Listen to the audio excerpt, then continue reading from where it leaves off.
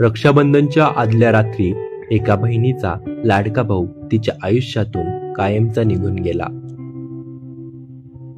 Wadner range road, रात्रीचा शांत वेळ. आई जेवण वाढून ठेवत होती. वडिलांनी घराबाहेर खेळणाऱ्या आपल्या 3 वर्षांच्या चिमुकल्याला हाक मारली, बाळा जेवायला ये. पण त्या हाकेला उत्तरच आलं नाही.